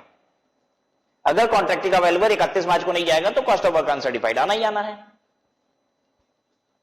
अगर मान लीजिए कॉन्ट्रैक्टी का वैल्यूअर 5 मार्च को गया था, कॉन्ट्रैक्टी का वैल्यूअर वैल्यूएशन के लिए 5 मार्च को गया, उसके बाद नहीं गया, तो वैल्यू ऑफ वर्क सर्टिफाइड तो 5 मार्च की होगी, और 6 तारीख से लेकर 31 मार्च तक की क्या होगी, कॉस्ट ऑफ वर्क अनसर्टिफाइड। सबको समझ में आ गई इतनी बात। तो ये हो गया WIP, और इधर लगता है कॉस्ट। कॉस्ट में क्या लगेगा, जो इस कॉन्ट्रैक्ट का खर्चा है वो डलेगा, और जो कंपनी का खर्चा है वो बट के डलेगा, इनडायरेक्ट खर्चे डिस्ट्रीब्यूट होंगे, और जो डिफरेंस आएगा वो नोशनल प्रॉफिट। इतनी बात क्लियर? अब और ध्यान से सुनिए, बात खत्म नहीं हुई, टुकड़ों में बता रहे हैं। इस कंस्ट्रक्शन कंपनी ने 100 बोरे सीमेंट भेजे यहां पे, 100 बोरा cement at the rate of, मान लेते हैं 400 रुपए बोरी का रेट है, तो कितने का खर्चा सीमेंट का डलेगा यहां पे? 40,000 रुपया, 40,000। 100 बोरे सीमेंट भेजे, ध्यान से सुनिए, 100 बोरे सीमेंट भेजे, लेकिन साइट पे कंज्यूम हुआ सिर्फ 90 बोरा, 10 बोरा बचा हुआ है, और वो 10 बोरा वापस आएगा। 10 बोरा बचा हुआ है भाई साहब, अभी वो वापस आएगा, तो खर्चा कितना कॉन्ट्रैक्ट में जोड़ दे? 100 बोरे का क्या? अरे सवाल ही नहीं उठता भाई साहब, 100 बोरा मैंने सीमेंट भेजा है, 90 बोरा वहां लगा है, 10 बोरा वापस आएगा, तो खर्चा 100 बोरे का जोड़ दे हम, ये कौन सा मजाक है? खर्चा तो 90 बोरे का जोड़ा जाएगा ना। तो ध्यान दीजिए, यहां पे 100 बोरा भेजा गया है, मटेरियल हो सकता है ज्यादा भेजा गया हो, आपको वो चार्ज नहीं करना है, आपको चार्ज करना है जितना मटेरियल वहां कंज्यूम हुआ है, ठीक है? तो ध्यान दीजिए, यहां पे कॉस्ट में हम लोग कितना लिखे? 40,000, या फिर हम लोग कितना लिखे? 90 बोरा 40 के रेट से, तो कितना हुआ? 90 बोरा 400 के रेट से 36,000 रुपया, ठीक है? कि यहां पे 36,000 रुपया लिखे, निश्चित है खर्चा हमको 36,000 रुपया लिखना है, लेकिन लिखने का तरीका क्या होगा? हम बेसिकली देखिए, 10 बोरा बचा, ये कब पता चला? अकाउंटिंग कब की जाती है? हाथ के हाथों की जाएगी कि साल के अंत में बैठ के बनाएंगे अकाउंट्स? नहीं भाई साहब, जिस दिन 100 बोरा सीमेंट भेजा गया था ना, उस दिन कॉन्ट्रैक्ट 1 में 100 बोरा का खर्चा चार्ज कर दिया गया। तो हुआ क्या, जिस दिन 100 बोरा सीमेंट भेजा गया तो हमने एक एंट्री पास की। मैं आपको बताता हूं बच्चों क्या होता है। मैंने कॉन्ट्रैक्ट 1 में 100 बोरा सीमेंट भेजा, तो मैंने किया entry contract 1 account debit to cement, या फिर कह लीजिए ऑब्लिक मटेरियल, जो भी, ठीक है? 100 बोरा at the rate of 100 bag at the rate of 400 बच्चों, तो मैंने 40,000 रुपया इस कॉन्ट्रैक्ट में चार्ज कर दिया। अब साल के अंत में 10 बोरा बचा था, साल के अंत में 10 बोरा बचा था, तो मैंने क्या किया? रिवर्स कर दिया, मैंने एंट्री कर दी सीमेंट ऑब्लिक मटेरियल जो भी डेबिट टू कॉन्ट्रैक्ट 1 अकाउंट। मैंने कहा कॉन्ट्रैक्ट 1 के खर्चे को कम करो, कॉन्ट्रैक्ट 1 डेबिट हो रहा है मतलब खर्चा बढ़ा रहे हैं, कॉन्ट्रैक्ट 1 की वैल्यू बढ़ाते जा रहे हैं, खर्चे उसमें पोर कर रहे हैं। तो हमने कहा कि नहीं भाई साहब, 4,000 रुपया यहां पे कम कर देना चाहिए। क्यों? क्योंकि कितने बोरे का खर्चा चार्ज होना चाहिए? 90 बोरे का। 10 बोरा बचा था ना, तो वही 10 बोरे का 400 इंटू 10, 4,000 रुपया हमने कम कर दिया खर्चा। कॉन्ट्रैक्ट 1 की जो खर्चे की लागत आ रही थी उसको मैंने कम कर दिया। तो इसको लिखने का तरीका ये होता है कि हम इधर लिखते हैं टू कॉस्ट, टू कॉस्ट हम लिखते हैं 40,000 ही, टू कॉस्ट में ये मटेरियल है, तो टू मटेरियल हम लिखेंगे 40,000, और यहां पे लिख देंगे बाई मटेरियल 4,000। आ गई बात समझ में? ठीक है, तो खर्चा तो 36,000 का चार्ज हुआ, आप बाई साइड में 4,000 रुपए लिख दीजिए, क्योंकि ये साल के अंत में जब पता चलता है ना इतना मटेरियल बच गया, तो हम खर्चा उतना कम कर देते हैं, बाई साइड में लिख के। अल्टीमेटली होना भी यही था कि 36,000 रुपया का खर्चा जोड़ा जाना था, 36,000 रुपए जोड़ रहा है। आई होप कोई तकलीफ नहीं हो रही है। और सुनिए, अच्छा, अब इस कंस्ट्रक्शन कंपनी ने क्या किया है मैं बताता हूं आपको। इस कंस्ट्रक्शन कंपनी ने कॉन्ट्रैक्ट 1 पे एक मशीन भेजी है 5 लाख रुपए की। तो क्या 5 लाख रुपया खर्चा हो गया? नहीं, अरे वो मशीन 10 साल चलेगी भाई साहब, वो मशीन 10 साल चलेगी, तो 5 लाख रुपए का खर्चा नहीं हो गया। अगर मान लीजिए 10 साल में वो फुल्ली डेप्रिशिएट हो जाती है, तो हम कहेंगे 1 साल का डेप्रिशिएशन कितना है मशीन का? 5 लाख की मशीन 10 साल चलेगी, तो 1 साल का डेप्रिशिएशन है 50,000 रुपए। हम 50,000 रुपए यहां कॉन्ट्रैक्ट में चार्ज करेंगे। फिर से बोलो बच्चों, कितना चार्ज करेंगे? 50,000 रुपए, ठीक है? अच्छा, अब ऐसे समझ लिए 5 लाख रुपए की मशीन है जो 10 साल चलेगी। बहुत ध्यान से बच्चों, बहुत ध्यान से, एक 5 लाख की मशीन है जो 10 साल चलेगी, जिसको कुछ दिनों के लिए यहां भी भेजा गया, 100 दिनों के लिए यहां भेजा गया, 100 डेज के लिए, 100 डेज के लिए यहां भी भेजा गया, और बचा कितना अब साल में? 165 दिन, और 165 दिन के लिए यहां भेजा गया। तो अब कॉन्ट्रैक्ट में कितना चार्ज होना चाहिए आप बता सकते हैं। ध्यान से सुनिए, एक मशीन है 5 लाख रुपए की जो कंपनी ने खरीदी, एक मशीन 10 साल चलेगी, और इस साल 100 दिन और 165 दिन अलग अलग कॉन्ट्रैक्ट पे इस मशीन को भेजा गया। तो सीधा सा फंडा है कि अगर ये मशीन 10 साल चलेगी तो 1 साल का खर्चा इसका 50,000 रुपए हुआ। अब 50,000 रुपए के खर्चे को भी तीनों कॉन्ट्रैक्ट में बांटना होगा क्योंकि ये मशीन तीनों जगह उपयोग हुई है। तो हम क्या करेंगे, जो 50,000 रुपए का डिप्रीशिएशन है इसको 3 जगह एलोकेट कर देंगे, 100 डेज और 165 डेज में, यानी 50,000 will be divided in the ratio of, कैसे डिवाइड होगा, 100:100:165, इस रेशियो में बांट दीजिए और अकॉर्डिंगली खर्चा चार्ज कर दीजिए। ठीक है, तो या अब खर्चा चार्ज करने का अब एक बार के लिए अब ये छोड़ देते हैं, मान लीजिए एक ही जगह गई थी मशीन, ये तो समझ में आ गया खर्चा कैसे चार्ज होगा। अब एक ही जगह मशीन गई थी तो हम खर्चा कैसे चार्ज करेंगे, टू डेप्रीशिएशन ऑन मशीन 50,000 रुपया, और या फिर एक दूसरा तरीका है, आप ऐसे भी चार्ज कर सकते हैं, इधर लिखिए टू प्लांट, जो प्लांट एंड मशीनरी गई थी, to plant and machinery 5 lakh रुपया, और इधर की तरफ लिख दीजिए बाई प्लांट 4.5 लाख, एक ही बात है। हम कहेंगे शुरू में जब हमने भेजा 5 लाख रुपए के प्लांट तो हमने जोड़ दिया 5 लाख रुपया, और जब आखिरी में साल के अंत में मैंने देखा कि 4.5 लाख रुपए की प्लांट की वैल्यू बची हुई है तो हमने 4.5 लाख रुपया कम कर दिया। अब देखिए यहां भी डेप्रीशिएशन चार्ज मोस्टली नहीं किया जाता है, डेप्रीशिएशन वर्ड यूज नहीं करते हैं, आप कर सकते हैं, दोनों ही अलाउड है, लेकिन टेक्निकली करना क्या चाहिए, टू प्लांट पूरा एक बार चार्ज कीजिए। रीजन बीइंग कि जब साइट पे मशीनें जाती हैं तो कभी कभी ऐसा होता है कि मशीनें पूरी की पूरी खराब हो जाती हैं। ठीक है, 10 साल लाइफ तो है, लेकिन समझ में आता है कि वो मशीन डिस्ट्रॉय हो गई, वहां खराब हो गई, तो इसलिए अभी कुछ कहा नहीं जा सकता कि किस हालात में वो मशीन वापस दिखेगी साल के अंत में। ठीक है, क्योंकि काम करने वाले मजदूर हैं, साइट पे काम हो रहा है, क्या होगा क्या नहीं we do not know, machine खराब भी हो सकती है। ठीक है, और हो सकता है मशीन के हालात इतने गंभीर हो जाएं कि अब 1 साल से ज्यादा और नहीं चलेगी, क्योंकि अभी तो हम कह रहे हैं ना 10 साल मशीन चलती है, साल भर बाद हमको समझ में आएगी अब 9 साल भूल जाओ, 1 साल और चलेगी बस, तो भाई फिर तो मशीन 2.5 लाख रुपए की बची, 5 लाख में से 1 साल खत्म, 1 साल और बचा, तो हम 2.5 लाख रुपए का खर्चा चार्ज करेंगे। तो होता क्या है, जनरली करना क्या चाहिए कि जब प्लांट भेजा जा रहा है तो जितनी कॉस्ट का है भेज दीजिए, जब आखिरी में बचेगा तो जितनी वैल्यू का बचेगा वो लिख देंगे बाई साइड में, अकॉर्डिंगली चार्ज कितना हुआ डेप्रीशिएशन। क्लियर है बात इतनी?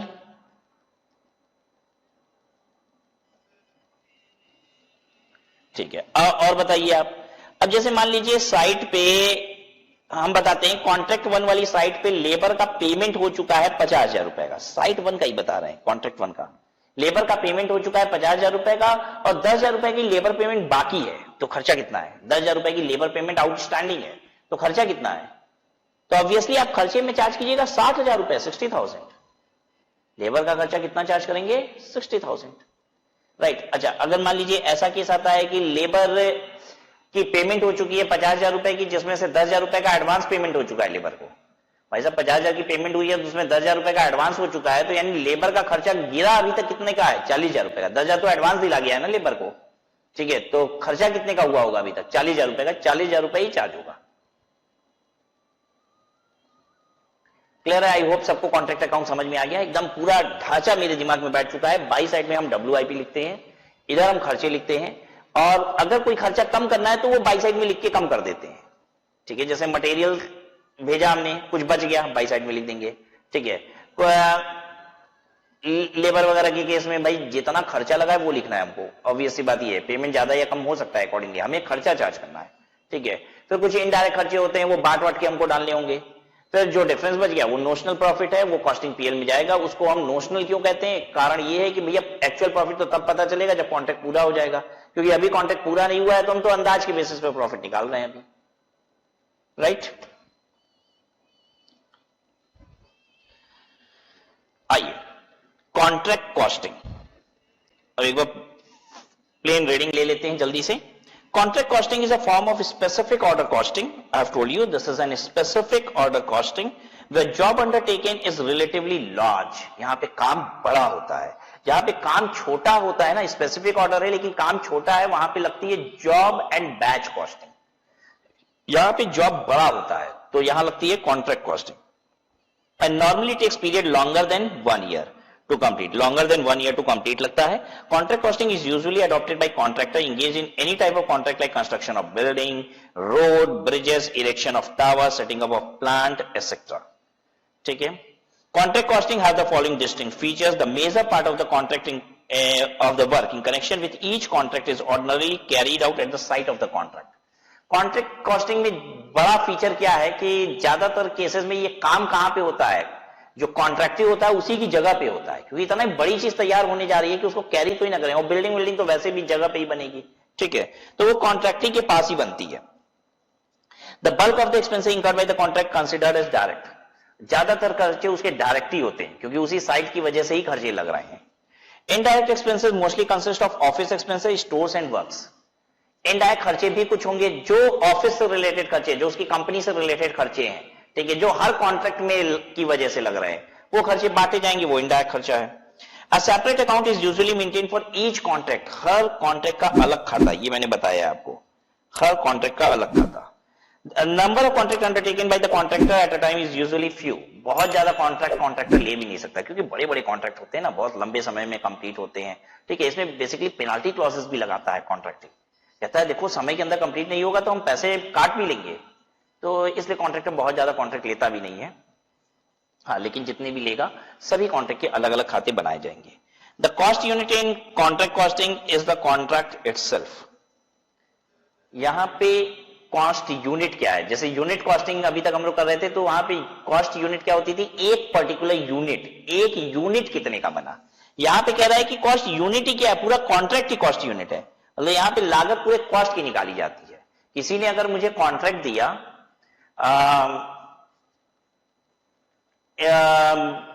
कोई भी एक पर्टिकुलर आइटम बनाने का, तो वो यूनिट ही कॉस्ट है, वो पर्टिकुलर आइटम की ही हमको कॉस्ट निकालनी है एज इट इज, ठीक है, फिर अलग अलग डिवीजन करने की जरूरत नहीं है। जैसे अब एक बिल्डिंग बनाने को दिया 3 फ्लोर का, ठीक है, कॉन्ट्रैक्ट क्या है, 3 फ्लोर की बिल्डिंग, तो अब यहाँ पे 3 फ्लोर की बिल्डिंग ही एक कॉस्ट यूनिट है, मुझे उसी की कीमत निकालनी है, मुझे 1 फ्लोर की, फिर दूसरे फ्लोर की, तीसरे, ये नहीं करने की आवश्यकता है।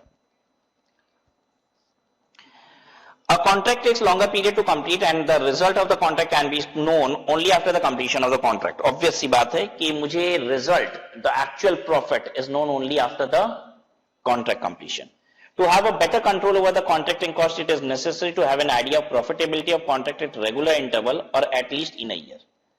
भाई मुझे बीच बीच में ये समझ में आता रहे कि हम कहाँ स्टैंड कर रहे हैं, अरे कमा रहे हैं कि बस मेहनत कर रहे हैं, तो इसलिए पीरियोडिकली मुझे पता होना चाहिए कि क्या पोजीशन है मेरी, तो इसलिए कहता है कि कम से कम साल में एक बार आप अपनी एस्टिमेट बेसिस पे प्रॉफिट निकाल लीजिए। For this purpose a contractor need to calculate expected profit कह लीजिए या फिर और notional profit for a contract, इसलिए वो नोशनल प्रॉफिट निकालता है। It also helps in profit comparison for a period and provide a good basis for performance measurement and evaluation of those who are engaged in the contract. देखिए एक तो इससे ये भी पता चलता है कि जो लोग काम कर रहे हैं हमारे यहाँ, वो सब कैसा काम कर रहे हैं। देखिए कॉन्ट्रैक्ट होगा कंप्लीट 3 साल में, 4 साल में, 5 साल में, तो बीच में बहुत सारे स्टाफ बदले भी जाएंगे, ठीक है, और लास्ट में कॉन्ट्रैक्ट में घाटा हो गया तो उनको लगता है कि पूरे 5 साल जितने लोग हमारे यहाँ काम किए सब के सब नालायक थे, निकम्मे थे, क्यों, क्योंकि 5 साल तक काम हुआ और हमको घाटा हो गया। लेकिन अगर हम पीरियोडिकली चेक करते रहेंगे तो हमको पता चलेगा अच्छा पहले साल तो हम प्रॉफिट में थे, पहले साल तो हमने कमाया था, यानी पहले साल जो मेरे साथ लोग काम किए वो अच्छे लोग थे, दूसरे साल घाटा था तो यानी दूसरे साल निकम्मे लोग थे, तीसरे साल फिर फायदा था यानी अच्छे लोग थे। अदरवाइज क्या होता है, अगर हम बीच बीच में प्रॉफिट नहीं निकालते तो पूरे 5 साल के कॉन्ट्रैक्ट में हमको घाटा हो गया तो हम तो कहते हैं कि नहीं भाई सबके सब बेकार थे। तो एक तो इससे क्या होता है कि आपकी जो टीम है, आपकी जो स्टाफ है, उनकी परफॉर्मेंस की इवैल्यूएशन भी बहुत आराम से हो पाती है। The expected or notional profit in respect of each contract in progress in complete contract is transferred to the costing profit and loss account for the year to determine the overall profitability of the contractor. ठीक है, अच्छा ये क्या कह रहा है, फिर हर साल का जो नोशनल प्रॉफिट है वो आप क्या करिए, लास्ट में जाके कॉस्टिंग पीएल में ट्रांसफर करते जाइए और अकॉर्डिंगली अल्टीमेटली होगा क्या कि नेट प्रॉफिट हमको पूरे कॉन्ट्रैक्ट का पता चल जाएगा, हर साल का नोशनल प्रॉफिट डालते जाइए। The terms used in contract costing, contract costing में जो जो टर्म्स यूज होते हैं, सबसे पहला डब्ल्यूआईपी, डब्ल्यूआईपी मैंने आपको बता दिया, what is WIP, value of work certified plus cost of work uncertified, कहीं लिख लीजिए, what is WIP, value of work certified plus cost of work uncertified, ठीक है। इन दोनों की जोड़ लगा देंगे तो हमें क्या मिल जाएगा बच्चों, WIP, यही होता है WIP, दिस इज WIP, इन दोनों की जोड़। फिर अगला लिख रहा है कॉस्ट ऑफ वर्क सर्टिफाइड और वैल्यू ऑफ वर्क सर्टिफाइड, ये दोनों अलग अलग चीजें हैं। बच्चों बता पाएंगे क्या अंतर है दोनों में? वैल्यू ऑफ वर्क सर्टिफाइड का मतलब होता है contract price into stage of completion. Value of work certified क्या होता है? Contract price into stage of completion.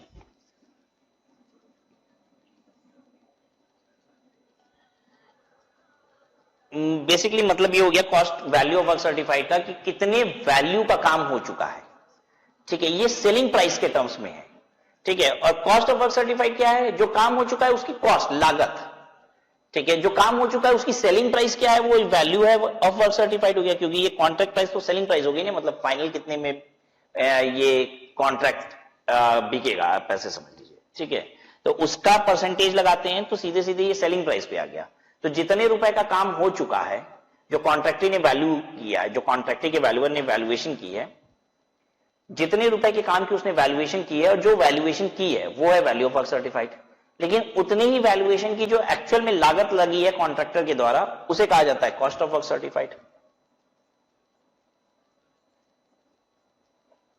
Cost of work certified अगर निकालना हो तो कैसे निकालेंगे?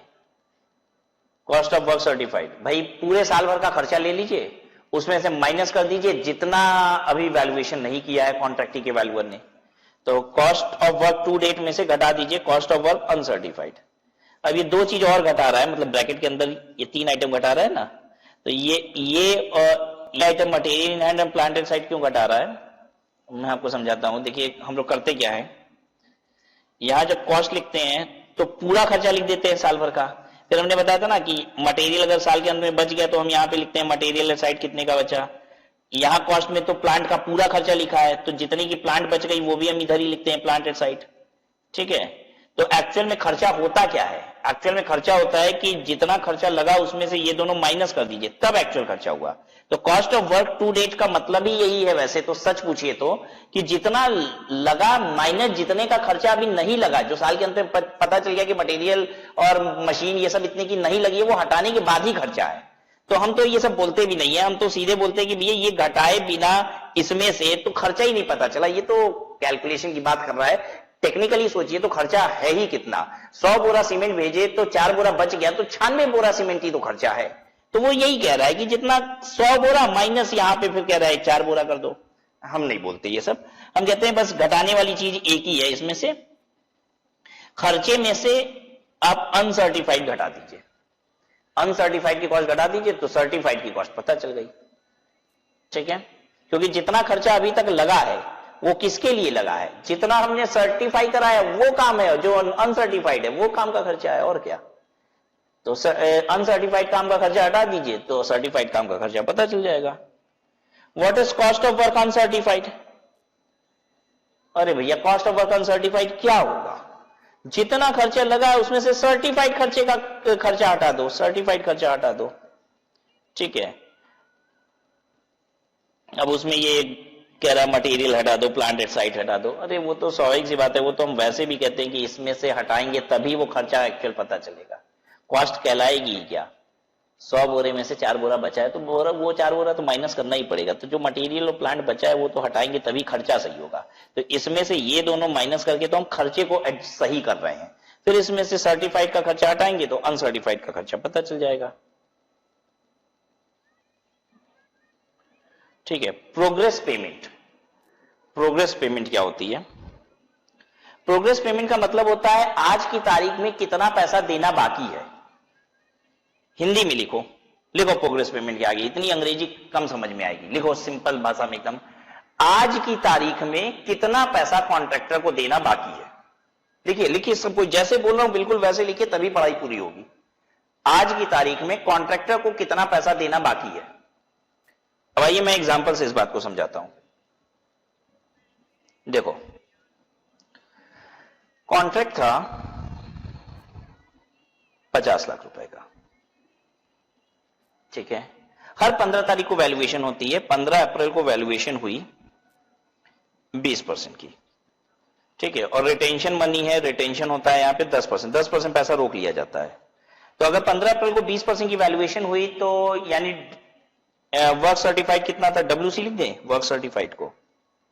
वर्क सर्टिफाइड कितना, 50 लाख का 20% कितना, 10 लाख। ठीक है, इसमें से 10% रिटेंशन, 1 लाख रुपए रिटेंशन कटेगा, कितनी पेमेंट हो गई होगी, 9 लाख।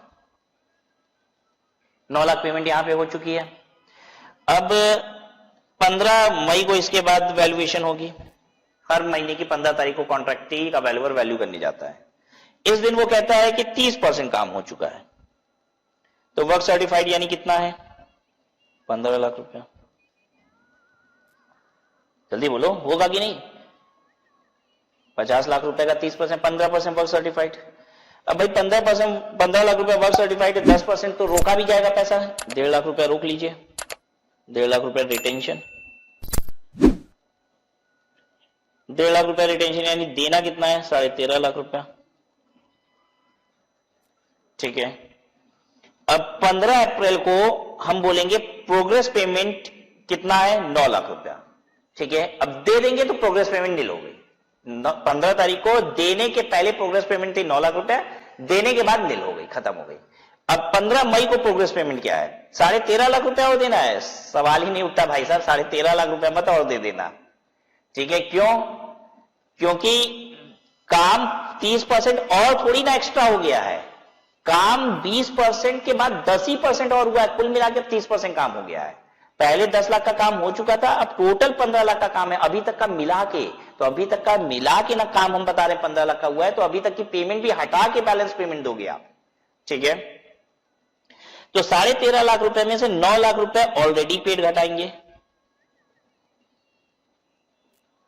और हम कहेंगे प्रोग्रेस पेमेंट जो बची है 4.5 लाख रुपया प्रोग्रेस पेमेंट है, ये देनी होगी।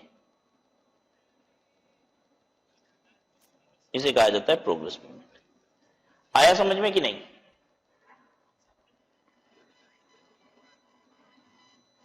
ठीक है, जब भी कॉन्ट्रैक्टी की पेमेंट निकाली जाएगी, प्रोग्रेस पेमेंट का मतलब क्या होता है, जितना पैसा देना बाकी है। कैसे निकाला जाएगा, वैल्यू ऑफ वर्क सर्टिफाइड ले लीजिए, उसमें से रिटेंशन हटा दीजिए और जितना पैसा दे चुके हो वो हटा दीजिए। फिर से रिपीट करता हूं, वैल्यू ऑफ वर्क सर्टिफाइड ले लीजिए, रिटेंशन हटा दीजिए क्योंकि वो तो देना ही नहीं है, माइनस जितना दे चुके हो वो भी हटा दीजिए, तो बैलेंस जो बच गया वो देना है। इसी को कहा जाता है प्रोग्रेस पेमेंट। आइए देखिए क्या लिखा है, प्रोग्रेस पेमेंट क्या होती है। वैल्यू ऑफ वर्क सर्टिफाइड लीजिए, इसमें से रिटेंशन मनी घटाइए, जो देना ही नहीं है अभी वो हटा दीजिए और जितना दे चुके हो वो हटा दीजिए। Payment to date, payment to date का मतलब अब तक की पेमेंट, पेमेंट टू डेट का मतलब पेमेंट टिल डेट, अभी तक कितना दे चुके हो। Retention money, I hope everybody understands retention money. Retention money उस पैसे को कहा जाता है जो रोक के रखा जाएगा और जब तक कॉन्ट्रैक्ट पूरा कंप्लीट नहीं हो जाता तब तक नहीं दिया जाएगा। जिस दिन कॉन्ट्रैक्ट पूरा कंप्लीट हो जाएगा पूरा रिटेंशन मनी एक बार में हम उसको पे कर देंगे। तो जो हम पैसा रोक के रखे रहते हैं उसे कहा जाता है रिटेंशन मनी। ठीक है, कैसे निकाल सकते हो रिटेंशन मनी क्या है? Basically value of work certified में से जितना पैसा दिए हो घटा दो तो रिटेंशन मनी पता चल जाएगी। अब जैसे यहां पे वैल्यू ऑफ वर्क सर्टिफाइड कितना है, यहां पे 15 लाख, कितना पैसा दे चुके हो, एक बार 9 लाख रुपया दिए थे, घटाओ, फिर एक बार 4.5 लाख रुपया ये वाला दोगे, ये भी घटाओ, कितना बचा, 15 लाख के काम हो चुका है, 15 लाख का काम हो गया है, 9 लाख एक बार दिए, 4.5 लाख रुपया एक बार दिए, 13.5 लाख दे दिए, कितना बच गया, 1.5 लाख रुपया। जो बच गया वही तो रिटेंशन होता है, 1.5 लाख रुपया तो रिटेन करना था, 15 लाख का 10% तो रिटेन करना था। देखो यही है रिटेंशन। ठीक है, तो जितना पैसा रोक लेते हो उसे रिटेंशन कहा जाता है। और कितना पैसा रोक लियो ये निकालने का तरीका क्या हो सकता है, जितने रुपए का काम हुआ है उसमें से माइनस कर दीजिए जितना दे चुके हो। तो जितना दे चुके हो तो बैलेंस क्या है, जितना रिटेन किए हो। ठीक है, कैश रिसीव्ड, कैश रिसीव्ड क्या होता है, सीधी सी बात है भैया, जितना दे चुके हो वो कैश रिसीव्ड है सामने वाले के लिए। ठीक है, कॉन्ट्रैक्टर के लिए। तो जितने रुपए का काम हुआ है माइनस रिटेंशन कर दीजिए, वो कैश रिसीव्ड है। नोशनल प्रॉफिट क्या होता है, वैल्यू ऑफ वर्क सर्टिफाइड में से अनसर्टिफाइड जोड़ दीजिए, ये दोनों को जोड़ दीजिए। देखिए यही है value of work certified at cost of work uncertified, और इसमें से माइनस कर दीजिए अभी तक का खर्चा। तो ये होता है ना, इधर हम WIP लिखते हैं जो ये दोनों को मिला के होता है, ये दोनों मिला के ही तो WIP है, और इसमें से इधर वाला कॉस्ट हम घटा देते हैं, कॉस्ट घटा देते हैं, तो ये रहा कॉस्ट, कॉस्टिंग का टिल डेट। अब कॉस्ट का मतलब क्या है, मटेरियल 100 बोरा गया और 4 बोरा बचा है, तो 96 बोरे का खर्चा कि 100 बोरे का, 96 बोरे का, वो कॉस्ट है, ठीक है। तो आएगा नोशनल प्रॉफिट। नोशनल प्रॉफिट जो होता है वो 1 साल का होता है। Notional profit is always of 1 year, ठीक है। कॉन्ट्रैक्ट के पहले साल का प्रॉफिट, दूसरे साल का प्रॉफिट, तीसरे साल का प्रॉफिट, ये हर ईयर का होता है। This is of each year. Estimated profit होता है बेसिकली टोटल प्रॉफिट।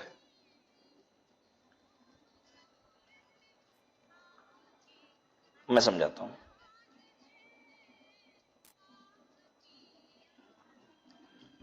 मान लीजिए कॉन्ट्रैक्ट 3 साल में पूरा होना है,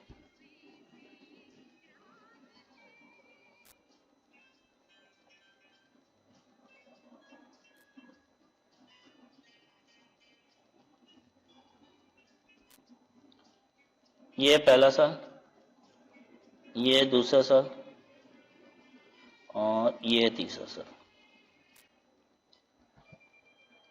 कॉन्ट्रैक्ट 3 साल में पूरा होना है, ठीक है। तो पहले ये पहले साल की बिगनिंग है, ये पहले साल का अंत है, तो यहां पे हम नोशनल प्रॉफिट निकालेंगे। अगर हम यहां पे नोशनल प्रॉफिट निकालेंगे तो इसका मतलब क्या होता है, इस पीरियड का प्रॉफिट ऑन एस्टिमेटेड बेसिस।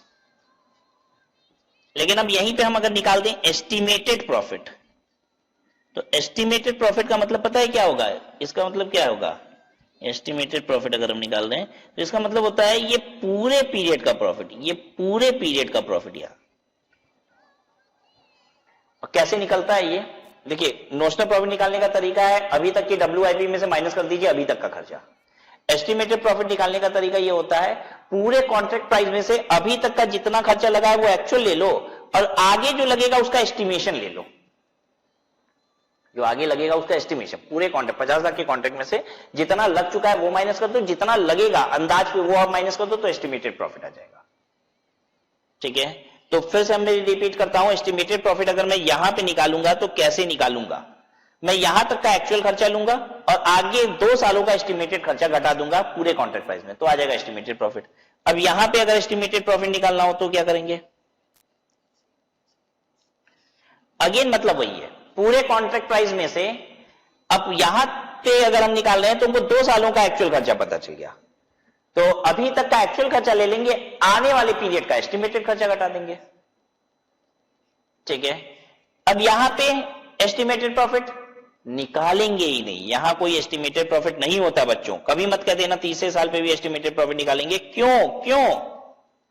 क्योंकि भैया कॉन्ट्रैक्ट कंप्लीट हो गया, अब तो एक्चुअल प्रॉफिट पता चलेगा, अब अंदाज क्यों लगाओगे, सब चीज हो गया, आप क्या अंदाज लगाना पड़ा है, भैया कॉन्ट्रैक्ट प्राइस पता है तुमको, एक्चुअल खर्चा अभी तक 3 साल का पता है, तो एक्चुअल प्रॉफिट पता चल गई।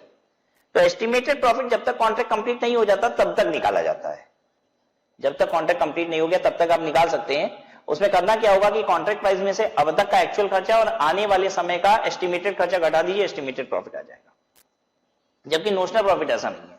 नोशनल प्रॉफिट जब आप यहां पे निकाल रहे हैं बच्चों, तो आप यहां तक की WIP में से यहां तक का खर्चा घटा रहे हैं, यहां तक की WIP में से यहां तक का खर्चा घटा रहे हैं, ठीक है। अब यहां पे अगर नोशनल प्रॉफिट निकालेंगे तो क्या करेंगे,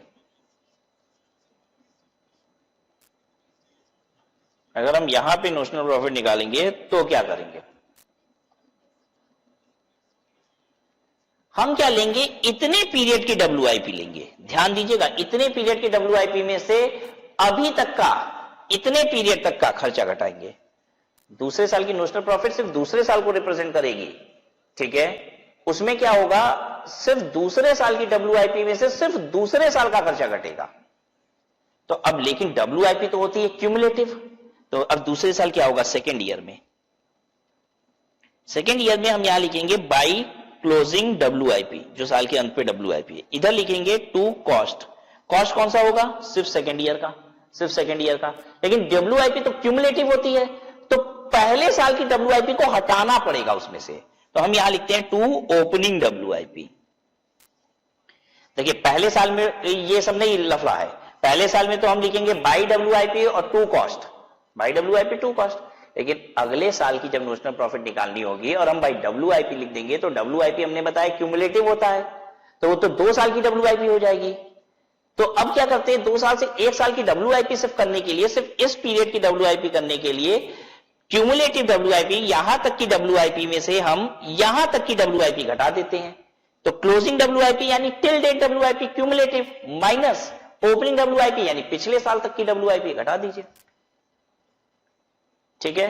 और खर्चा तो हम कौन सा चार्ज करेंगे, सिर्फ इस पीरियड का खर्चा चार्ज करेंगे, इतने पीरियड का, यहां से यहां तक का, ये है खर्चा। बहुत परेशान होने की आवश्यकता नहीं है।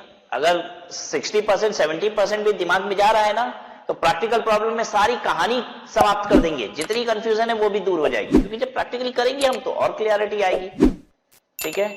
बहुत आसान है, बहुत आसान है। जब हम एक बार सुनते हैं तो भले थोड़ा सा दिमाग पे जोर पड़ता है, ठीक है, चीजें बहुत आसान है, ठीक है। तीसरे साल की अगर हम नोशनल प्रॉफिट निकालेंगे तो तीसरे साल की WIP, ठीक है, माइनस इसमें से क्या करेंगे, पहली तीसरे साल की हमको WIP चाहिए ना, तो लेकिन WIP तो क्यूमुलेटिव आता है, तो यहां तक की जो WIP है, ठीक है, उसको लेस करेंगे। मतलब ये वाली WIP और तीसरे साल की ओपनिंग WIP होगी, यही तीसरे साल में जाके ओपनिंग WIP बन जाएगी, थर्ड ईयर में, ठीक है, यही हो जाएगी टू ओपनिंग WIP। बस कुछ करना नहीं है। अब यहां पे जो WIP की वैल्यू है वो लिख देंगे। अब बेसिकली यहां पे WIP फुल वैल्यू हो चुका होगा, कॉन्ट्रैक्ट कंप्लीट हो गया ना, तो यहां WIP बेसिकली पूरा कॉन्ट्रैक्ट कंप्लीट हो चुका है, तो फुल वैल्यू यहां पे आ जाएगी भाई, सीधे कॉन्ट्रैक्ट प्राइस आ जाएगा यहां पे, ठीक है, फुल वैल्यूएशन हो चुका होगा। और यहां पे हम खर्चा लिखेंगे कौन सा, सिर्फ तीसरे साल का। और यहां पे एस्टिमेटेड प्रॉफिट नहीं निकालेंगे, लेकिन क्यों, क्योंकि एस्टिमेट की अब जरूरत ही नहीं है, तो एक्चुअल प्रॉफिट निकाल लो आप, खर्चा पूरा आ चुका है, ठीक है। तो एस्टिमेटेड प्रॉफिट बीच बीच में निकालने की आवश्यकता हो सकती है जब तक कॉन्ट्रैक्ट कंप्लीट नहीं हुआ। नोशनल प्रॉफिट हर साल का निकलेगा, एस्टिमेटेड प्रॉफिट जिस साल कॉन्ट्रैक्ट कंप्लीट हो जाएगा उस साल नहीं निकलेगा, क्योंकि अब एस्टिमेट है ही नहीं, अब तो एक्चुअल है सारी चीजें।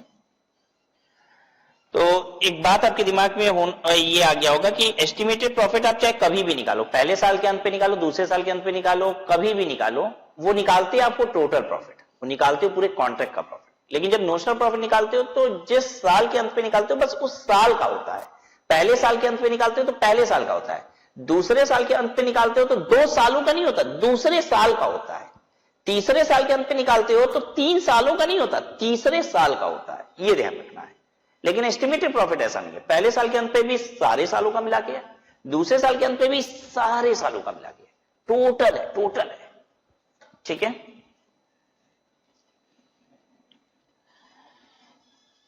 तो आई होप यहां तक की बात आपको क्लियर है, यहां तक कोई परेशानी तो नहीं है। तो आज की क्लास को हम लोग यहीं पे स्टॉप करते हैं, अभी कुछ और चर्चाएं करनी बाकी हैं, उसके बाद हम लोग प्रैक्टिकल प्रॉब्लम पे आ पाएंगे, ठीक है। अभी थोड़ी सी और चर्चा करेंगे अगली क्लास में, आपसे कुछ कॉन्ट्रैक्ट के बारे में बताएंगे, कॉन्ट्रैक्ट किस किस प्रकार के होते हैं, कॉन्ट्रैक्ट में और कौन कौन सी बातें डाली जाती हैं, कौन कौन से क्लॉजेस डाले जाते हैं, उन सब की बातें करेंगे, and then will come to the practical problem, right. Will stop here.